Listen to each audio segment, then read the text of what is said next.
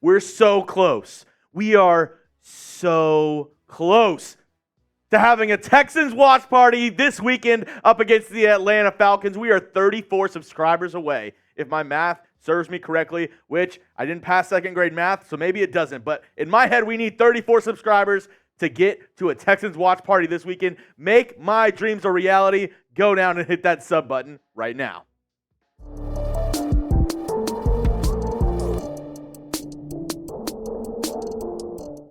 We've got a loaded show on tap for you today. The latest Texans injury news. DeMeco Ryans, Coach of the Year? I'll tell you about that coming up. And I have 2 Texans trade targets. Texans, they were linked to a couple guys as we near the NFL trade deadline. I'll tell you who it is at the end of the show. But let's get right into the news at hand. Texans injury news. Maliek Collins, for the second day in a row, did not practice. He is dealing with an abdominal injury, so might not see the big man from Nebraska up against the Falcons this weekend. Maliek Collins did not practice for a second straight day, but do you know who did practice for a second straight day?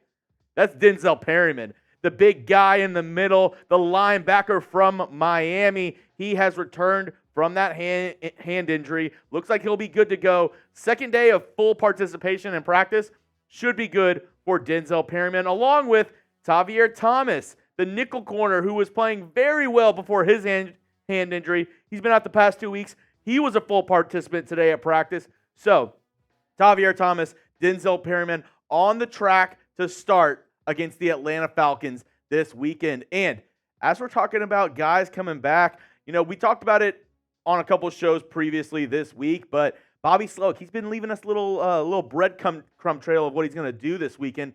Titus Howard, probably going to play left guard. Aaron Wilson, he said, OC Bobby Sloak said that potentially using Titus Howard at left guard is predicated by wanting the best 5 on the field more than any other personnel factor. So if he wants the best 5 on the field, it's going to mean George Fant at right tackle, and it's going to mean Titus Howard at left guard. Titus Howard, he's played guard in the past, so getting him on the field is a plus. Having him next to Laremy Tunsil, C.J. Stroud's backside should be very well protected up against the Atlanta Falcons. But I'm just glad to have the big guy back because he's been out the first 4 weeks. He was on short-term IR. Really excited to see what this Texans offense could do once they have an actually healthy offensive line. And that leads me into this next question. Predict the score. What do you think it's going to be? Texans, their offensive line is finally healthy. C.J. Stroud, he's cooking. What do you think? Give me your score predictions down in the comment section. And if we have a watch party, you predict the score right, there might be a little prize in your future. So go down, give me your score predictions right now in the comment section. I'm going to be keeping an eye out. Next up on the docket, Coach of the Year, DeMeco Ryans, first-year head coach. Well, better believe it, baby. A lot of publications have DeMeco Ryans as a front runner for Coach of the Year, and for good cause. He's turned this team around 180 from last year. Look at these rankings on offense. 15th in points, 10th in yards, 2nd in turnovers, and 4th in third down percentage. This offense has been cooking the first 4 weeks of the season. Really glad what I've seen from this coaching staff, from this team so far to start the year, and then the defensive side of the football, which was atrocious last year. Points allowed, 11th. Yards allowed, 13th. Touchdowns allowed, 13th. And turnovers, 12th. Not top 10, but the defense is looking pretty good. The offense is looking pretty good. And we'll tell you a little bit more about why DeMeco Ryans might win Coach of the Year in just a second. Coming up, a little bit about why DeMeco Ryans is going to win Coach of the Year. A little quote for you. But first, I got to show some love to our sponsors, Game Time. They are the sponsors of today's show, the best ticketing app out there, and the only ticketing app that I use. I've been using Game Time for a while, and it's my go-to ticketing app for sporting events, concerts, and my favorite comedy shows. This year alone, I've been able to see Shane Gillis, Dave Chappelle, Drake, Adele, and multiple Astros games through the Game Time app. Don't miss out on these once-in-a-lifetime experiences and use the Game Time app to get last-second tickets. My favorite part of the Game Time app is right here. You can see the view from where your seat is while you're purchasing the tickets. It's the best thing about this app is because you don't want to be bamboozled. You don't want to buy a ticket and then all of a sudden there's an obstruction. All of a sudden it's not what you thought it was. Not with the Game Time app. So if you go and download the Game Time app, create an account, and use code NFL Chat, we'll give you $20 off your first purchase. Terms apply. Again, create an account and redeem code NFLCHAT for $20 off. Download Game Time today. Last minute tickets, lowest price, guaranteed. Now, according to ESPN, DeMeco Ryans is currently third in their Coach of the Year rankings, right behind Mike McDaniel and his predecessor, Kyle Shanahan, the guy who he learned everything from down in San Francisco. I mean, what a list to be on. The Dolphins, one of the best offensive teams in the NFL, and the 49ers, I don't even remember the last time they lost a football game in the regular season. But this is what ESPN had to say about the first-year head coach, DeMeco Ryans. I believe there were people who expected the Texans to win 2 games all season. Instead, Ryans, in his first season as a head coach, has them at 2-2 after the first month. With 2 wins over teams that had winning records last season, in the 4-way tie at 2-2 in the AFC South, Houston has the best point differential, plus 17 in the division. There's a lot of work to be done in Houston, and some rebuilding teams get off to a hot start and quickly fade. Think about the 2022 Bears, who began 2-1 and then have gone 1-17 since. With Stroud playing well and the Texans likely to get healthier as offensive tackle Laremy Tunsil and others return to the lineup, chances are they should get better as the season goes along, not worse. And I mean, in DeMeco Ryans we trust. He has absolutely, completely changed the culture, changed the tone of this team, and everything about this team has changed under the leadership of DeMeco Ryans. Like, these guys, they're not the same team as last year whatsoever. And what he's done for the team and just the franchise in general, the culture, Texans football, it's been the laughingstock of the NFL for the past 2 years. Not anymore under DeMeco Ryans. Teams actually have to take us seriously, and that is something that DeMeco Ryans should be applauded for, should be praised for. And really, I mean, obviously Mike McDaniel, Kyle Shanahan, really good coaches, but from what the Texans were last year to where they're at now, I think the Texans have made the most drastic change out of any NFL team out there. So, in my opinion, I think DeMeco Ryans should be the front runner for Coach of the Year. But this isn't Jeremy Sports. This is Chat Sports. So, I want to hear from you folks at home. Get down in the comment section and let me know what you think.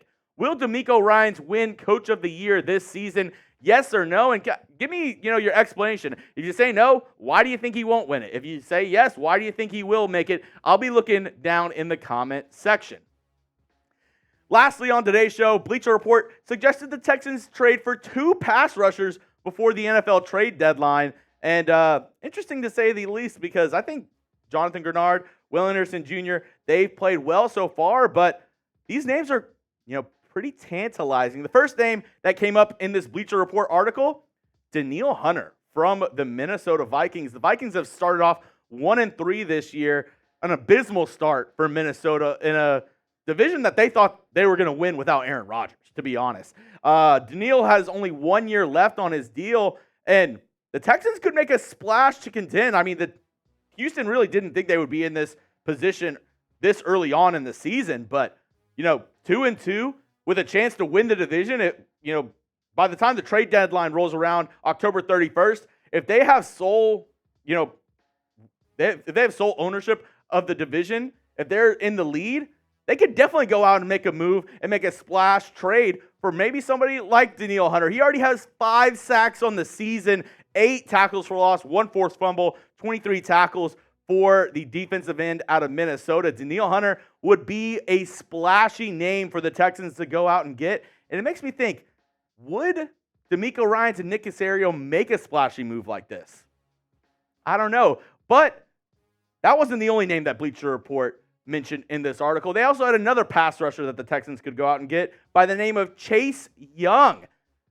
The former 2nd overall pick, he's been very underwhelming so far as such a high draft pick. He's on the last year of his rookie deal, but in last year of his rookie deal, the team could opt in for a 5th year or tag him after this season. But The question remains, will the Commanders commit to re-sign the young pass rusher? Will they want to fork up that money for somebody who's been injured, who hasn't produced on the field as the second overall pick should?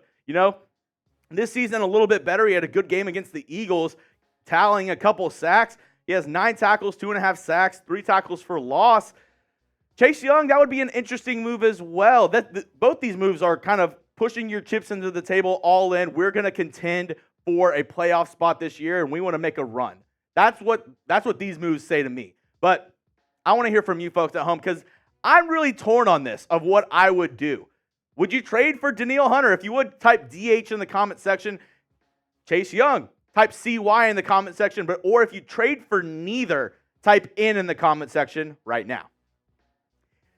Me personally, I would go with neither. I would type my in the comment section unless it's for a 4th or a 5th round pick, but I don't think either of these teams are willing to give up those guys for a 4th or a 5th round pick. I think you at least need to give up a 2nd or a 3rd. And where the Texans are at right now, I'm not ready to do that because I actually don't hate where the Texans are on the defensive line. Will Anderson Jr., he's been amazing so far as a rookie. Top 15 in pass rush win rate among all NFL edge rushers. Will Anderson has really showed out, and Jonathan Grenard, especially against the Steelers, he has really burst onto the scene. He's in a contract year himself, another young pass rusher for the Texans. So I don't think it's a need. I don't think it's really a pressing need for the Texans. So I wouldn't go out and spend a 1st, 2nd, 3rd round pick trading for a guy, especially when you're a young team. You're trying to, rebuild. You're trying to build this team up. I would wait at least one more year. I would go through this year's draft, get a couple more blue chip prospects before you go in and start trading for guys or trading 1st and 2nd round picks. That's just me personally. That's what I would do if I was Nick Caserio and DeMeco Ryans in that front office. That's all I have for you today on today's show. Follow me on Twitter or X, whatever you want to call it, at Jeremy Chuggs, and make sure to subscribe. We're trying to get to that watch party this weekend. We only need 34 more subscribers, so go down, hit that sub button. If you're already subbed, go ahead, send a link to a couple friends, youtube.com/TexansTV, and let's get to 5,500 subscribers, and let's have a watch party this weekend.